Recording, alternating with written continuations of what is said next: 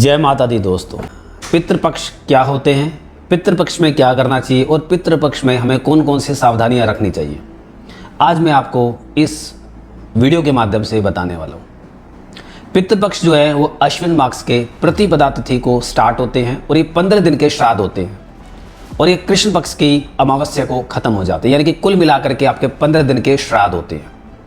श्राद्धों में हमें क्या करना चाहिए, कैसे अपने पूर्वजों को अपने तर्पण देना चाहिए और इसके दौरान पितृपक्ष के दौरान हमें क्या क्या सावधानियां रखनी चाहिए, ये मैं आज आपको बताने वाला हूं। मैं आचार्य पवनधीमान विश्वकर्मा, इंटरनेशनल अवार्ड विनर, आज आपको इस वीडियो के माध्यम से बताने वाला हूं। पितृपक्ष में जिस दिन भी आपके श्राद्ध स्टार्ट होते हैं उस दिन सबसे पहले आपको जो भी आपके पितृ हैं, जिनकी भी फोटो आपके पास है, उन फोटो को दक्षिण दिशा की तरफ आपको एक लकड़ी की चौकी पर उनको स्थान देना है। नीचे सबसे पहले आपको सफ़ेद कपड़ा बिछा करके उनको स्थान देना है।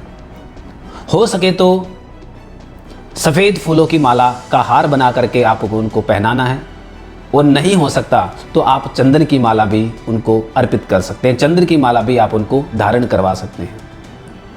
आपको ये सबसे पहले दिन आपको ये करना है।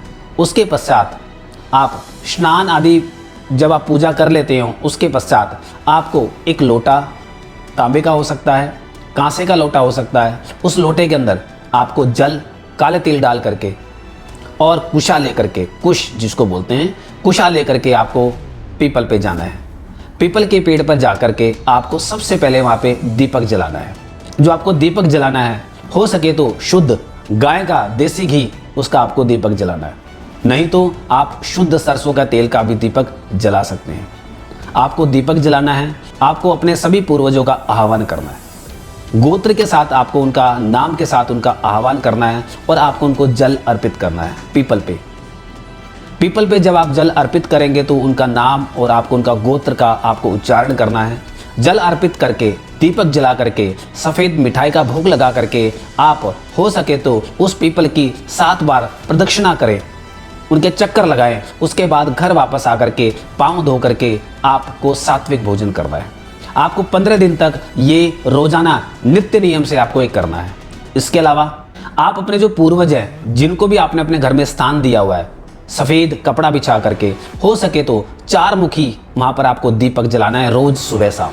इसके अलावा जिस दिन भी आपके पूर्वजों की मृत्यु हो चुकी है, उस तिथि को आपको कुछ विशेष कार्य करना है।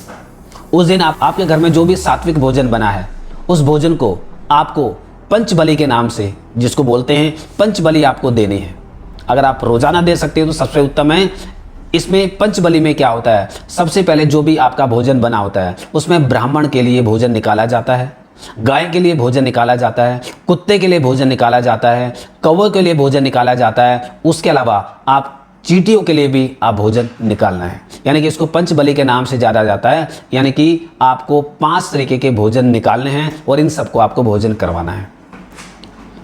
इसके अलावा श्राद्धों में आप भूखों को खाना खिला सकते हैं, पशु पक्षियों को भोजन करवा सकते हैं। आपको ये भी नित्य नियम से करना है आपको। और कुछ विशेष सावधानियां हैं जो आपके पितृपक्ष में आपको रखनी है। अदरवाइज पितृपक्ष में जो भी आप तर्पण कर रहे हैं, जो भी आप श्रद्धा अपने पूर्वजों के लिए रखते हैं, वो सब किया कराया बेकार हो जाएगा। पितृपक्ष में खास तौर पे खाने का आपको बहुत ध्यान रखना है। आपको पितृपक्ष में गाजर और मूली का सेवन नहीं करना, क्योंकि इसको राहु का प्रतीक मानते हैं। इसके अलावा आपको उड़द की दाल का प्रयोग नहीं करना, क्योंकि इसको मंगल का प्रतीक मानते हैं। इसके अलावा आपको सरसों, उड़द, मूंग की दाल का भी प्रयोग आपको नहीं करना।